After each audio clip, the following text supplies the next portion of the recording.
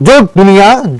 جو آخرت میں ہمیشہ ہمیشہ ہم نے رہنا ہے، اس میں جو فتح ہو گیا، اس میں جو کامیاب ہو گیا، در حقیقت وہی فتح ہے، وہی کامیاب ہے۔ دنیا کی ہم فتوحات اگر لے بھی لیں مثال کے طور پر، تو یہ تو ایک چند لمحے کے لیے ہے نا۔ تو اللہ کے نزدیک فتح وہ ہے، کامیاب اصل میں وہ ہے جو آخرت میں کامیاب ہو جاوے، ٹھیک ہے نا۔ آگے اس کے سامنے دوزخ ہے جہاں وہاں پیپ کا پانی پلایا جائے گا۔ دیکھیں ہم کہنے اب اللہ سبحانہ وتعالیٰ کیا کہتے ہیں کہ ہم جو ہے کہ ان جو سرکش جو لوگ ہو رہے تھے نا، ان کو تو ہم غارق کر دیں گے۔ اب غارق کر دیں گے یعنی کہ اب دیکھیں، اب اللہ سبحانہ وتعالیٰ یہاں پر جو ہے کہ جہنم کا ہے نا، عذاب کا ہے نا، دوزخ کا ایک چھوٹا سا نمونہ اللہ سبحانہ وتعالیٰ جو ہے کہ پیش کر رہے ہیں اور بتا رہے ہیں کہ دوزخ ہے، ان کے لیے دوزخ ہے جہاں پیپ کا پانی پلایا جائے گا۔ میرے دوستو، میرے لوگوں، ذرا غور کرو، اللہ نے کیا کہا؟ پیپ کا پانی، یعنی کہ آپ ذرا سوچو پیپ کیا ہوتا ہے؟ جب ہمارے بدن پر چوٹ لگتی ہے، جل جاتا ہے، زخم ہو جاتا ہے اور اس میں پھوڑے ہو جاتے ہیں، اس میں پیپ آ جاتا ہے اور جب وہ پھٹتا ہے تو وہ پیپ ہوتا ہے اور اس میں سے تھوڑا خون بھی رہتا ہے، اور کس قدر گندا ہوتا ہے اور کس طریقے کا ہوتا ہے، ذرا آپ سوچو تو صحیح۔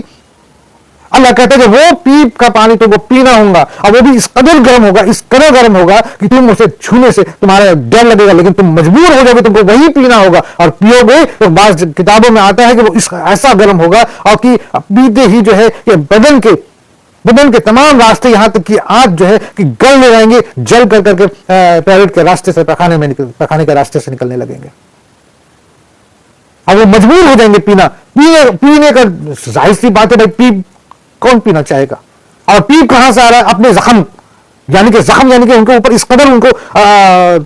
جہنم کی دوزخ کی آگ نے انہیں جلایا ہے، اس قدر جو ہے کہ جہنم کا عذاب ان پہ پڑا ہے کہ ان کے زخموں سے پیپ نکل رہے ہیں اور وہی پیپ ان کو پینا پڑ رہا ہے۔ سوچو،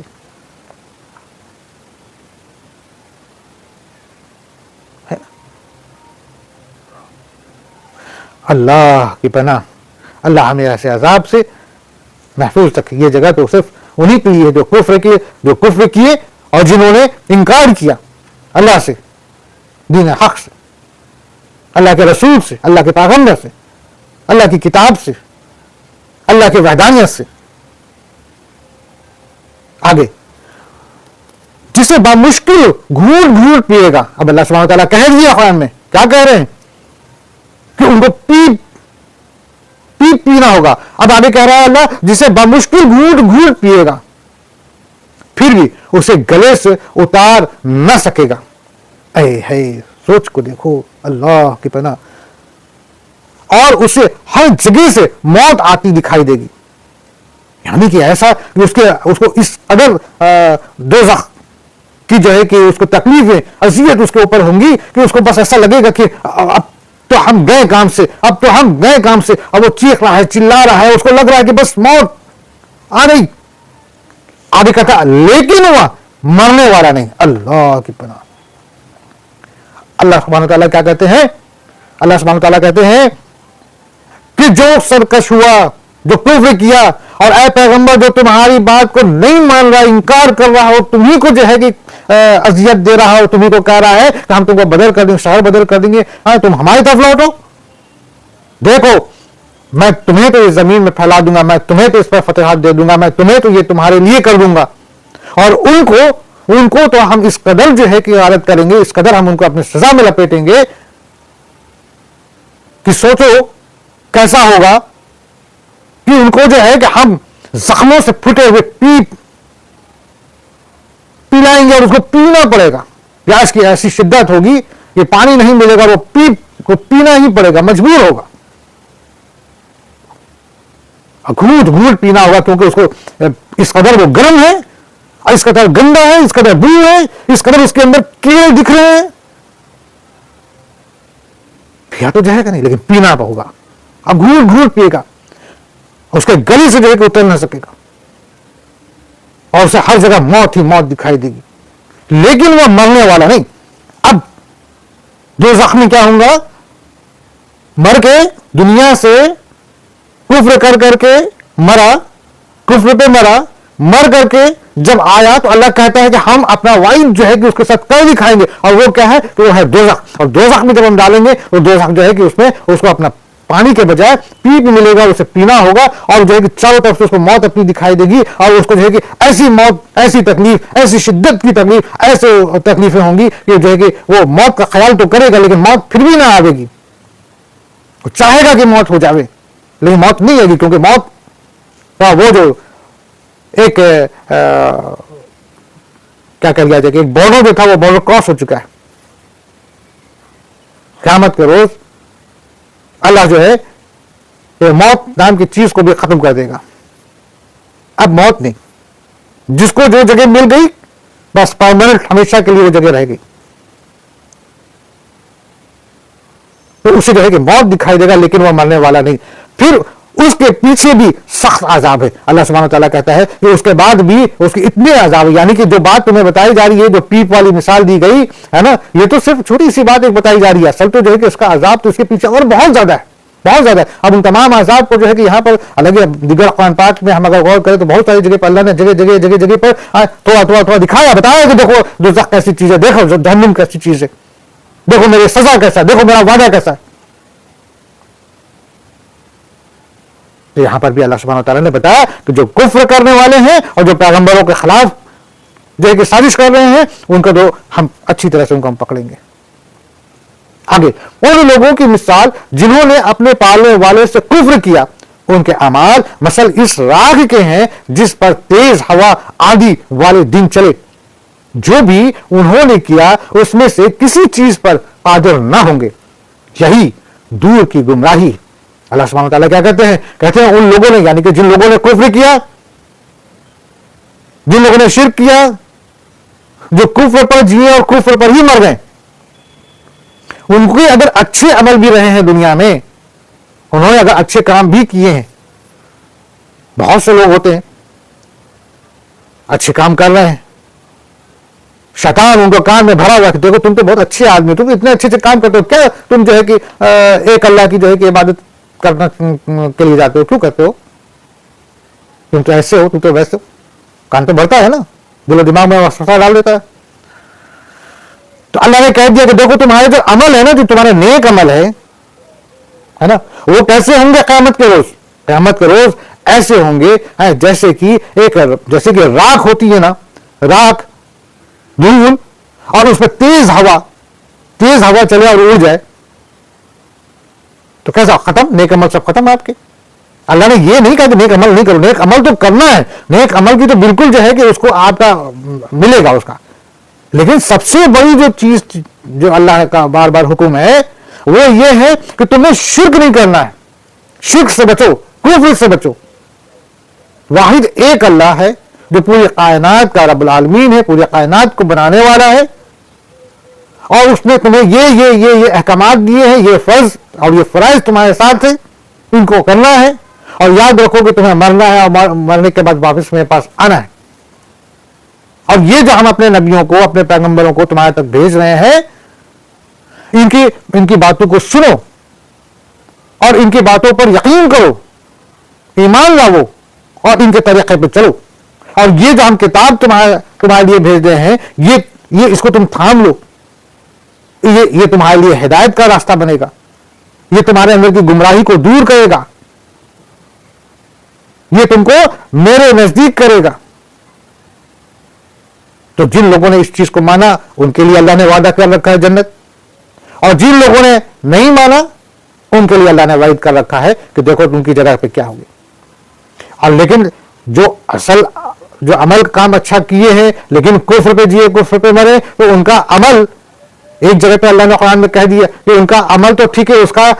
جو بھی اچھا عمل ہے دنیا میں تم کو ہم دے دیں گے. ایسا نہیں ہے کہ قیامت کا روز آگے بھی کوئی شخص یہ کہے کہ جو ہے کہ میں نے یہ نیک عمل کیے ہیں اور اس کا بدلہ ہم کو نہیں ملا، اللہ دکھا دے گا دنیا میں میں نے تمہیں یہاں اس کا بدلہ ہمیں تمہیں دے دیا ہے. کیونکہ یہ یقین کرنا ہے کہ اللہ